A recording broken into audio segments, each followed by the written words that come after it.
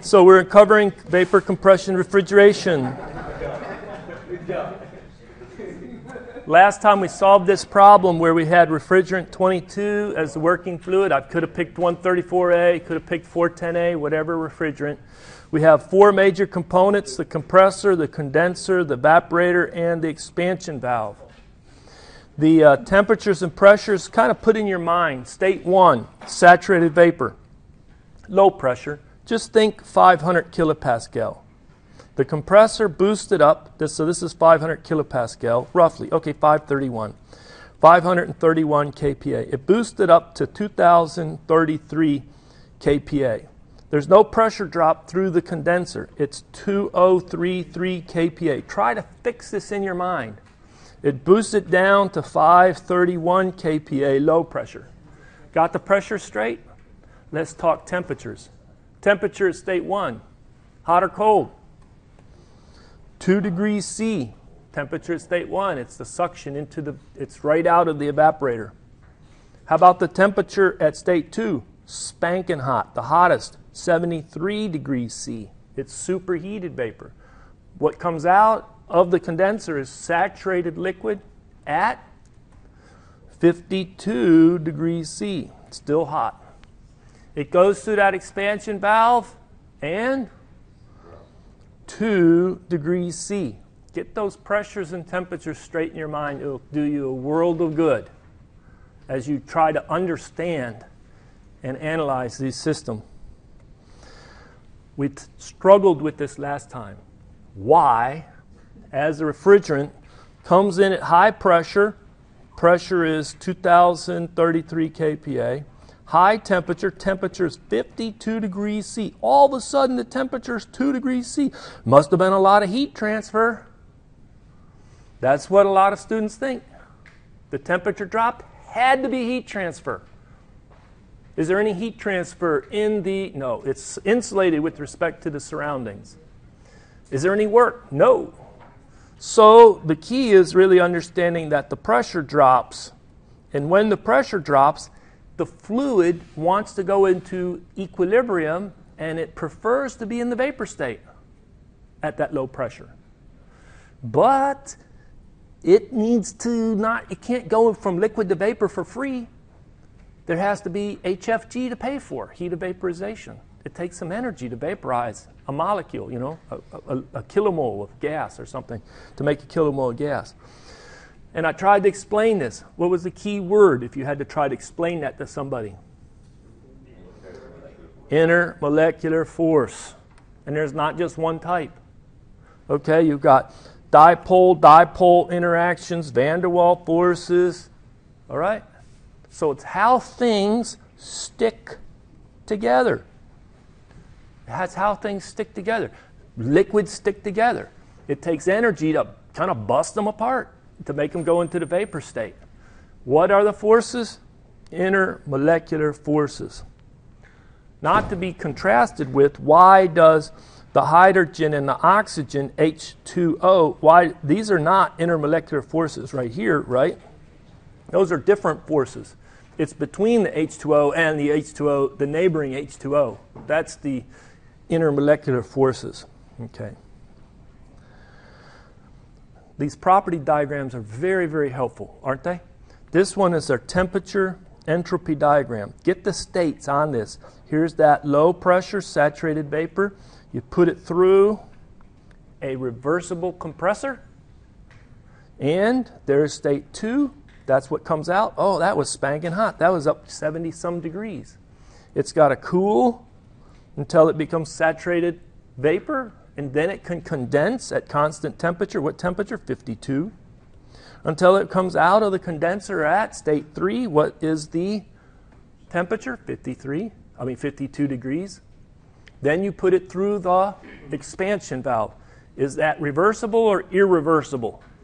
Irreversible. Is the entropy going to go up or go down? It's going to go up, and so it kicks over with the dashed line to state 4. You have some quality at state 4. Just visually, what's that quality at state 4 look like on this diagram? 30%, 40%, somewhere in there, right? So now you can have 60 or 70% of the fluid by mass is in the liquid state. It's ready to evaporate. That's what provides the cooling. Got it? Great. There's another property diagram. This is another favorite property diagram when you deal with refrigeration. What is the property diagram? What's on this axis? Pressure. What's on this axis? Enthalpy. It's a pH diagram. I know we haven't seen many of these diagrams, but it's okay. You can grasp, you can deal with it. What do you think this looks like? What's the shape of this? Either a triangle or a dome. A dome. It looks like a dome. All right. Now, near the top of the dome, what type of point do you think exists up there? Either the triple point or the critical point? Critical point, CP. What about all the states going down over here? Saturated? Saturated vapor. I'm going to pause right now. This is a sequence of states known as the saturated vapor. Saturated liquid. A line of constant temperature known as an isotherm. Let's see about a 0 degree isotherm. What does it look like? Here, across, and down. Okay? It's flat. It's flat in the dome because it's two-phase. So now one of the beauties of a pH diagram is you can say, I really had a low pressure for this problem we just analyzed. It was around 500 kilopascal. There's 100, 200, 3, 4, 5, little over 5.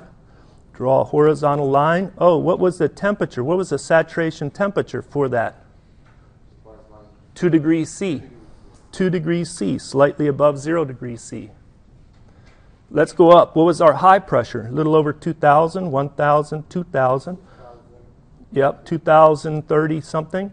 That's a pressure of 2,033. I know it's not close to 50. It's 52 degrees C for the saturation temperature. It's between 30 and 60, right? All right. So now where is my state 1? What goes into the compressor on this pH diagram? Cold, but vapor. Low pressure vapor coming out of the evaporator. That's state 1. Where is state 2? Now, it's tricky a little bit because they don't show you a constant S line, but a constant S line kicks over like this. And there's state 2. The temperature is greater than 60. The temperature was around 72-ish, 73-ish, I forgot. True? Then you cool at constant pressure. It gets to saturated vapor at 52 degrees C. It cooled from about 70-something to 52. Then it's all at constant pressure. And you continue to cool until you get to saturated liquid at 52, high pressure. Now you go into the expansion valve. At the expansion valve, is it isentropic or isenthalpic? Isenthalpic. Because a H diagram, pH, it's straight down on a pH diagram. It's a lot easier to draw that one. Because it's still irreversible, try to remember to put a dashed line. So there's state 3, there's state 4. See how you do that? Let's ask this question. What happens if what comes into the compressor is not saturated vapor but slightly superheated vapor? Where does state 1 move? If it's not quite, it's close. If it's going to be slightly superheated vapor but still at that low pressure, where's state 1? Yeah, just a little bit right here. Now, when you compress it, it's going to kick over and it'll go further over. It'll kind of bend over. You'll still need to get it up to that 2,033 kilopascal. You need to get it to that high pressure. But when you bring in superheated vapor into the compressor, it's not better. It is not better. You don't want liquid droplets into the compressor, so you just want to get it all vaporized, but not superheated. That's best for performance. Let's say you come out of the condenser, it's not saturated vapor, it's subcooled. I'm sorry, it's not saturated liquid, it's subcooled liquid, right? Where is state 3 going to move? It'll be like over here, okay? So maybe it comes out near 30 degrees C instead of 52 degrees C. It's the same high pressure. It's liquid, subcooled liquid. See what we did? Is that better for performance or worse?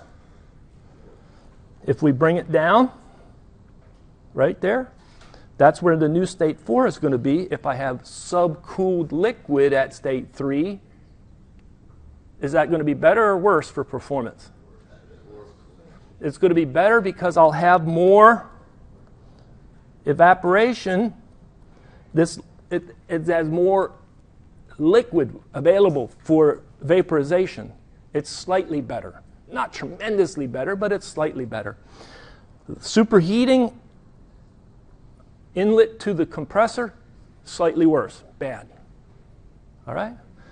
Subcooling out of the condenser, it's okay. It's fine. It helps a little bit. It's not what the engineer strives to do, though. The engineer doesn't strive to have a lot of subcooling of the liquid. But if it happens, great.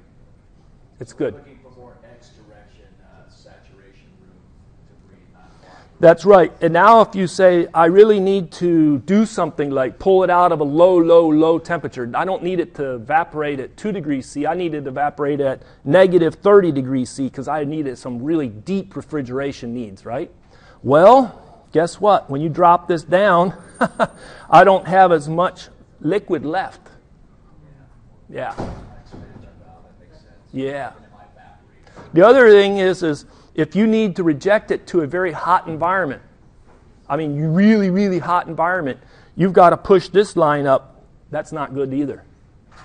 So pushing this down and pushing this up makes it's a tougher job for the machinery. Okay, you're going to decrease your coefficient of performance. You'll have to have greater mass flow rate for the same tonnage of cooling, things like that. There's one other diagram. What diagram is this, Professor? Well, what does this say? Pressure. Do you remember way back in chapter 3, a PT diagram? Do you remember it had a dot, a line segment, a line segment, a line segment? Do you remember the name of this dot? That point. Critical point. It's a critical point. Do you remember the name of this dot or that point? Triple point. Do you remember what was out in this region? What was out in this region? What was out in this region? I'll give you a hint. One was solid, one was liquid, one was vapor.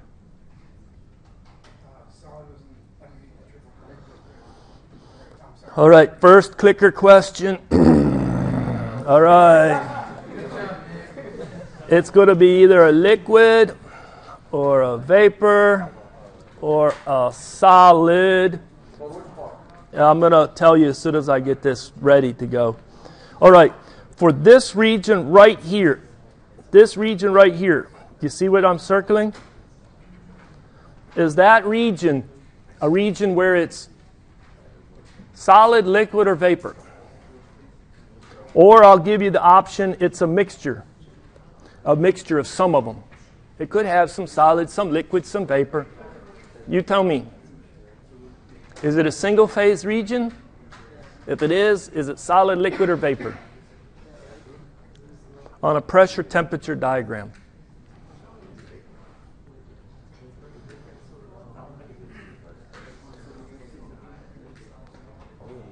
All right, I'm going to call the question.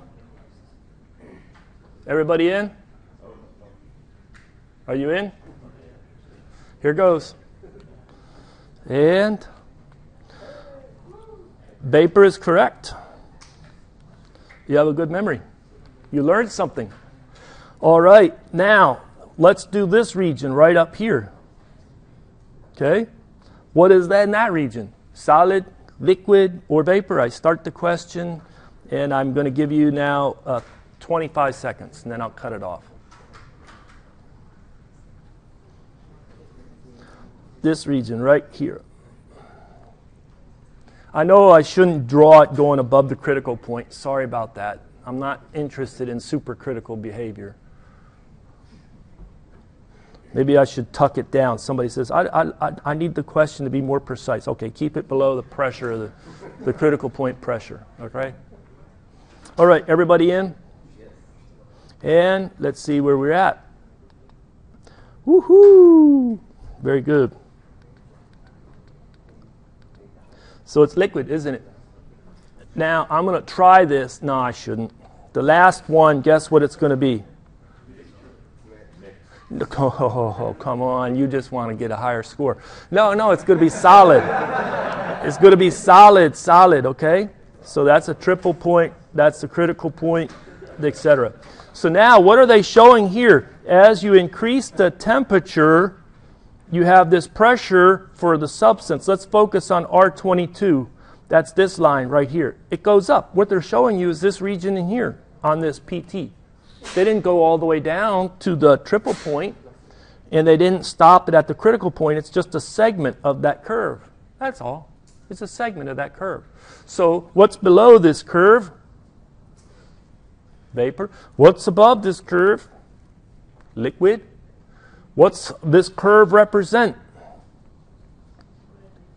It's where the two-phase mixture is. It's a whole range of from saturated liquid to saturated vapor on that. Remember, there's only one and only one saturation pressure for a given temperature. So if somebody said, I have refrigerant, 22, and it's at a temperature of 10 degrees C, I'd come up here, I'd read across and say, it's 500 and some odd or 600 and some odd kilopascal, isn't that the units, for the saturation pressure. If it's around 2 degrees C, come across, this one's showing it's a little bit below 500. So this, if they're plotting here gauge pressure, that comes in around 430. You add 100, you have 530, which is absolute pressure. And then you come up here, you can get it to 50 degrees C. But there's one and only one, don't forget that, saturation pressure for a given temperature. Or there's only one Tsat for a given pressure. I know that was so simple back in Chapter 3. But it's when you really apply it in air conditioning systems, refrigeration systems, that it becomes challenging. Often, people have charts, and a lot of technicians have these charts, or now they have cell phones with apps that can pull up the data quickly.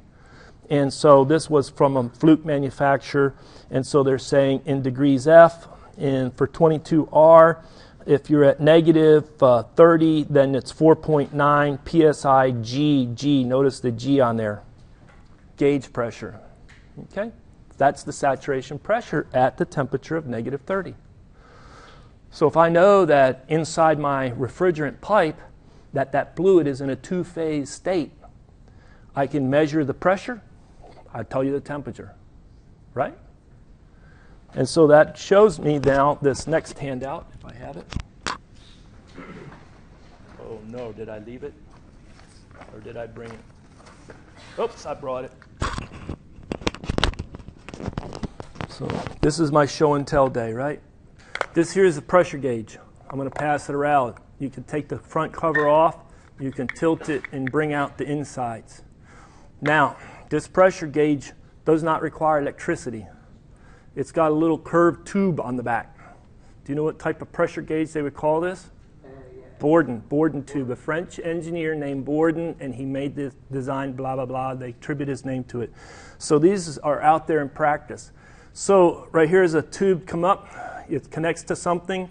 You let it come in equilibrium. The pressure is sensed inside. The pressure, this is now a tube. It's curled like a letter C. And that then, if you have higher pressure, it wants to uncurl. It wants to straighten out. So you could take your fingers and bend this. And as you bend it, you can watch the dial rotate on the other side. Very robust gauge. But if it's maxed out, this one shows maximum of 500 psi. Okay? If you put 2,000 psi on it, it's going to want to bend the needle and mess up the mechanism. So you can break them, but they're pretty robust. Okay? So I'm going to pass this around for you. But when you look at it, then the black lettering is psi. The red lettering, there's a red for R502, a letter red for R12, and a letter ring of numbers R22. The red are the temperatures. Basically, if you hook it up in a refrigeration, this is for a refrigeration application, sense the pressure, you know that it's two-phase where you're sensing that pressure. This tells you the saturation temperature right there, okay? So let me pass that around.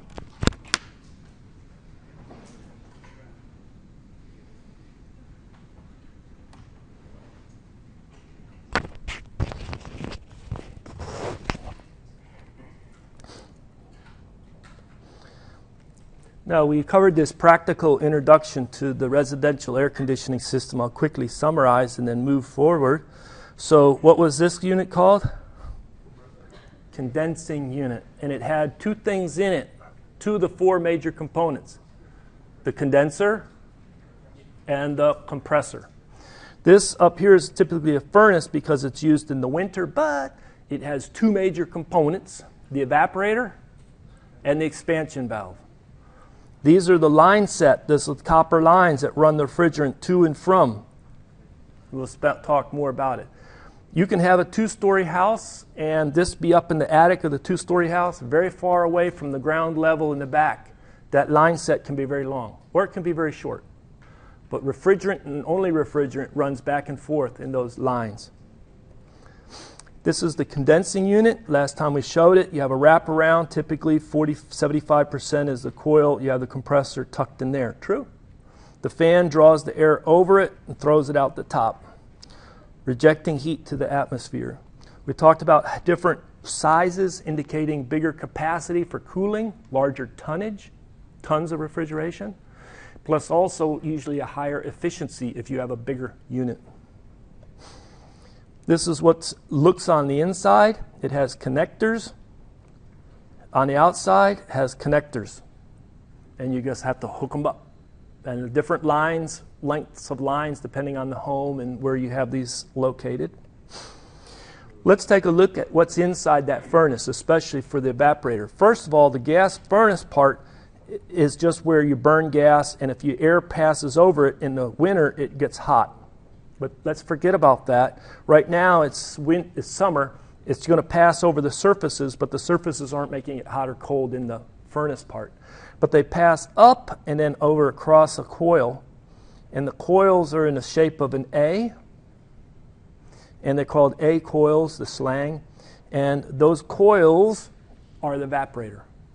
That's where the fluid is evaporating in the evaporator. That's a heat exchanger. So the temperature of the air may come in at 75 degrees F, go out 55 degrees F. It was cooled. What about the temperature of the air out here? Maybe it's 105 degrees F, and maybe it comes out 115 degrees F or 120 degrees F. It has to reject heat to the hot outside on the hottest day in August. All right. So, this is what they call the line set. Those two lines running, the fluid's flowing one way, coming in, one way going out, line set. Here is that A coil, the picture of one, shaped like an A. So we have right here a plug that would be removed before you connected it. The plug is just temporary to keep debris and junk out and dust out. They usually have it filled with nitrogen to try and keep it clean. And then they pull the plug and then they put it together and seal it up and pull a vacuum and charge it. But one is larger diameter. Can you see that one's larger diameter? And one is smaller diameter. I know it's not a great illustration, but that's what you'd hook up. What's this down here? Two other hookups. They're really big diameter. Well, you would fit this into a duct, tightly sealing. The air would be forced not to come through here because it's blocked and it's blocked there. It would have to come across the coil. If you have warm, humid air in your home and you pass it over a cold surface in the evaporator coil, what could happen? Condensation. And they have it in the presence of gravity such that it will slope down. If you look at that tray, it's shaped like this. All right? And it would slope down and feed into this tray from this side, that side, collect, flow out, and then the condensate would flow out. This is where you would hook up a hose to then go to the outside of your house. And often, I remember when I was young, it's like you run inside. We got a problem, Mom. Mom, Dad, we got a problem. There's some water dripping on the outside of the house in the back. Come look. There's a faucet. I don't understand. Anybody did that when they were little?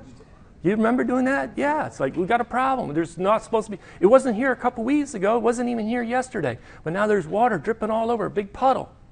Well, that's where it's coming from. Why do they have two? Well, because they used to have one, and then it gets plugged. And when it gets plugged, the water fills up and overflows the tray.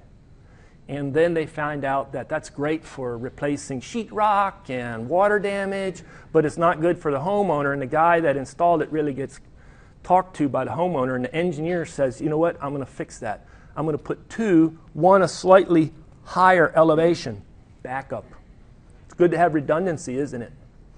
Now, what will happen is both of them will be routed completely separately. If one plugs, usually there's a float sensor in there too, or a water level detection. You have to pay a little bit more. I encourage you to pay a little bit more, but they may be standard now for everyone, such that if the water level gets too close to the top, there's an alarm, you're notified, the contractor's notified, he comes out, he fixes it before you have a ceiling man come out and fix the damage to the inside of your home. Anybody been in a house where they had damage like that? Dripping? Yeah, it's bad. So let's take a look, though, now at this here. I have refrigerant. It comes in. It goes out. One line is larger diameter. One line is smaller diameter. Visually, you can see that. One line comes in, goes through something I don't understand, which is going to be distributed, and then it goes through this passageway in this finned heat exchanger. And the air goes over it. But it could go on this side or that side. They come up, they're collected, and either they come in this way and are spread out, and they go this way and go out, or which way does it go? I don't know. But they're all sort of joined back together, right? So now is the big question. What is the fluid, the state of the fluid in this large line? Can you see it's a large diameter? It's a clicker question here. So we have, it's going to be either liquid or vapor or two-phase. Right? Let me turn it on and get it started. So we have the large line, large diameter line. Okay. What is the fluid, the state of the fluid in it? Is the fluid liquid? Is it vapor? Is it two-phase?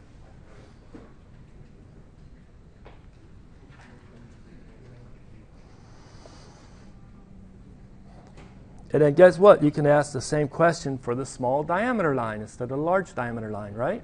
But let's get the large diameter line first. Everybody in? All right, let's stop and show the results. So a lot of us say it's vapor, and that is really good. It's vapor. So let's do it for the small. Change the question. Now it's a new question. For the small line, is it liquid, is it vapor, or is it two-phase? The small line, is it liquid, is it vapor, or is it two-phase?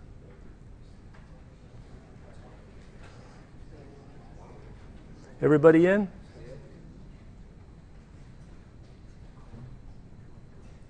All right, we're done. Let's go ahead and show it. Well,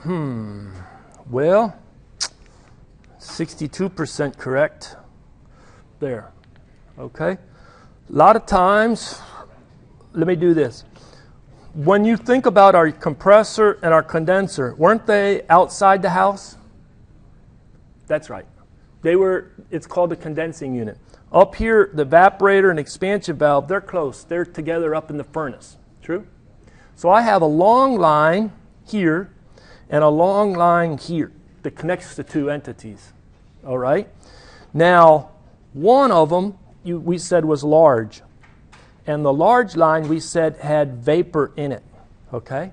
Which one of these is the long line that has vapor in it? Is it answer A or answer B? Let's just do it by voice. B? B. Isn't it? You know what they call this line? Suction line. Why do they call it the suction line?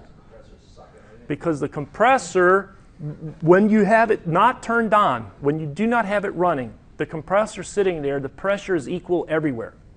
The compressor kicks on. It starts drawing down, sucking on one out the inlet, and pushing out the exit on the compressor. The compressor is what starts to build up to get that pressure difference. True? And so it starts drawing or sucking on that line. That's what the compressor does. That's why they call it the suction line. All right, so if that's the suction line, then what is this line right here called? Good try. It's the liquid line. Now, there's a little bit of an oxymoron because, okay, it would have been more parallel if you would have said this is the liquid line and this is the vapor line. But that's not what they said. True? They said one is the liquid line and one is the suction. It would have been more parallel if they'd have said, oh, this is the suction line. This is the, what did you say it?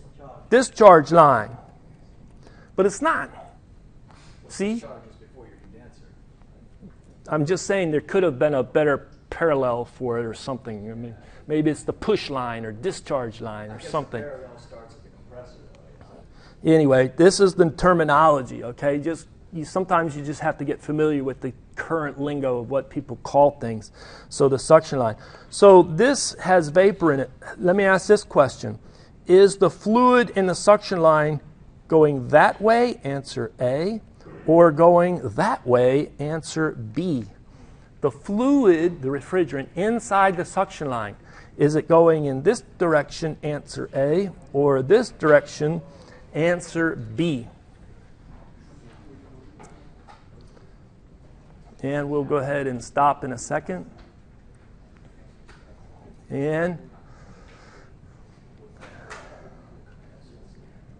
I'm going to go ahead and stop, okay? At 30 seconds. Do you think we're going to have lopsided correct or? All right. All right. So maybe this illustration, if you can put that in your mind, is the compressor far away? Yeah, it's outside the house. What are we looking at? We're looking at the evaporator and expansion valve. That's inside the house. Okay? So it's going to flow from the evaporator to the compressor. What's the state of the fluid flowing? Is it liquid or vapor? Vapor. So the correct answer is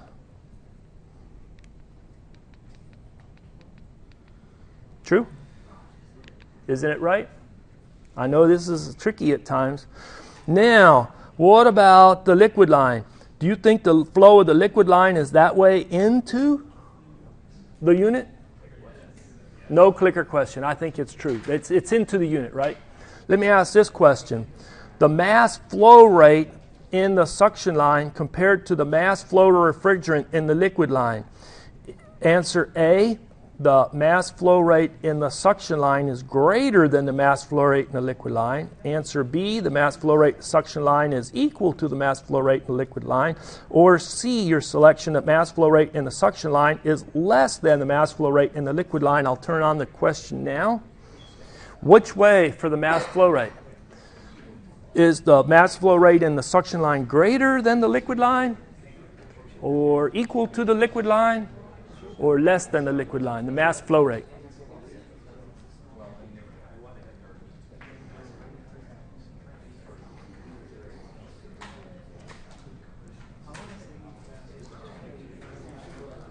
Three seconds.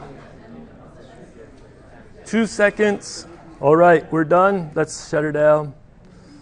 And are we going to be 100% correct? Hopefully. Professor, what are the great balance equations that we need to just continue to repeat in this class over and over and over? What's the first balance equation we have to master? Mass balance. What's the second one? Energy balance. What's the third one? Entropy balance. I know we'll get to another law, but congratulations to the 85%, because guess what? It's operating steady state. There's no accumulation or depletion of mass in the system. What comes in goes out. The refrigerant flow in is equal to refrigerant flow out. All right. Does that help? All right. Now, but why do we have a larger diameter, Professor?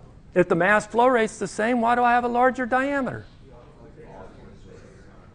Because mass flow rate's the product of area, velocity, specific volume, or rho AV, one way, which you like.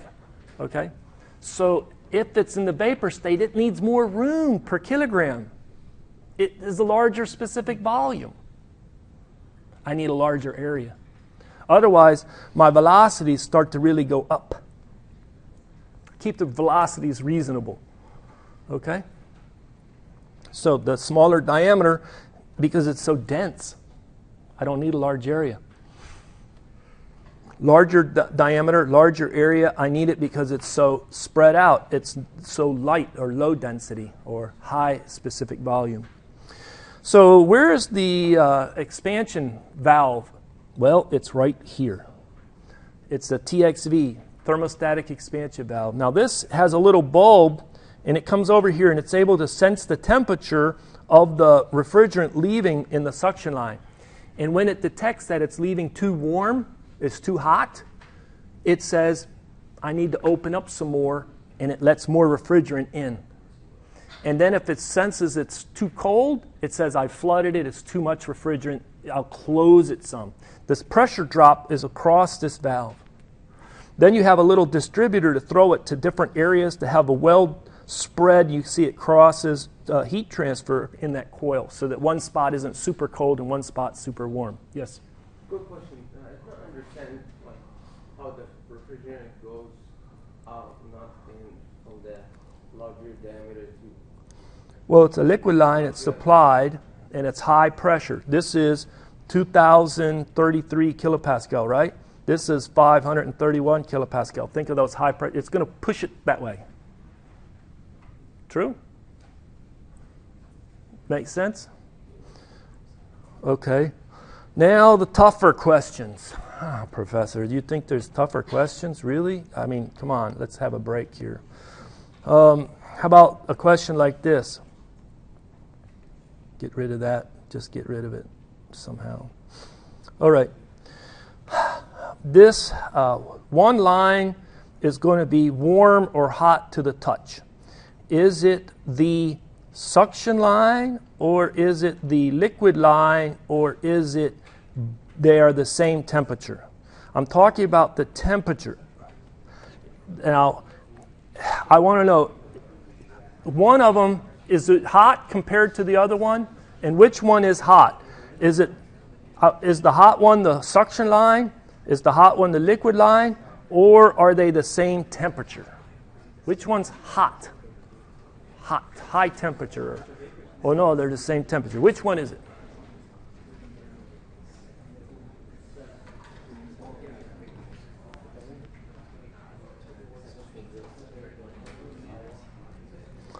Everybody in?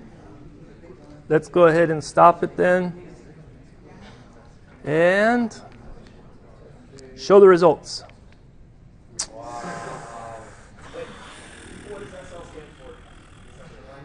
Suction line, SL, suction line. Okay, so think about the suction line had the vapor in it. A lot of people think vapor, cold. I know that's what your intuition says. But look over here. What did we just have? We had the suction line, vapor, cold. I'm sorry, a lot of people think vapor, hot, right? But which is it? The hot line is the liquid line. The vapor, the suction line, the large line is the cold line. This temperature was 2 degrees C. This temperature was 52 degrees C. Right?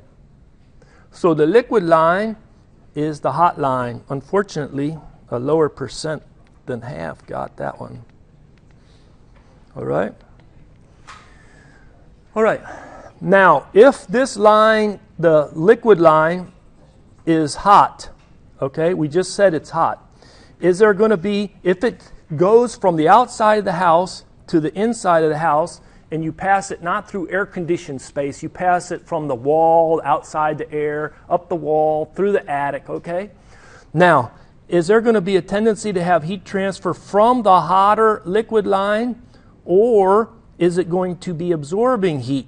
Is the fluid going to come out at 52 out of the condenser, and by the time it gets up to the expansion valve, maybe be 50 because it's heat transfer out of it because it's hot? Or is it going to be 54 by the time it gets up to the expansion valve because of heat transfer to it? Which way is it going to be? So you think it'll be closer to 50 than 54. It'll be lower temperature. All right. It will be because basically it's very hot. If you go down there and grab your little finger at the compressor, the little line, the little liquid line coming out of the condensing unit going up is going to be warm to your touch. You can do that. Okay, don't wiggle on these things and break them and get in trouble, stomp on or anything, but you can definitely go down and touch it. It's not going to electrocute you and other things, but you may get a toasty finger. All right. Now, do you like it if it transfers some heat and drops the temperature such that it's now subcooled liquid when it comes up here? Or do you not want it to be? Would it help or hurt if it was slightly subcooled liquid when it got up to the expansion valve? It would slightly help. So I don't care if the heat transfer occurs. Don't insulate it. True? Let it heat transfer. That'll only help. Let's go down and look at the suction line. The suction line is 2 degrees.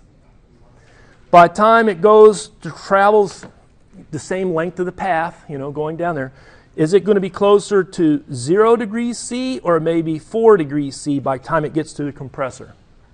Closer to 4. It's going to have a heat transfer into it, true? All right. Is the heat transfer into the cool suction line good for performance or bad for performance? Bad for performance. If we want to reduce the amount of heat pickup, insulate, true? So guess what? You look at these things and you'll have one line, it's large diameter, maybe it's a 3/4 inch diameter, maybe it's an inch diameter, and it has a huge couple inch diameter foam insulation on it. It could be 3 inches in diameter. And then you have next to it a pencil thin, a little bit larger than a pencil, liquid line. It looks like, crazy that one's so big and one's so small. One's insulated because it's cool and you want to keep the refrigerant cool in the suction line. One's not insulated because it's hot and it would only help if you have some heat rejection. Well, I see I'm out of time. I thank you very much for your attention, and we'll see you next week.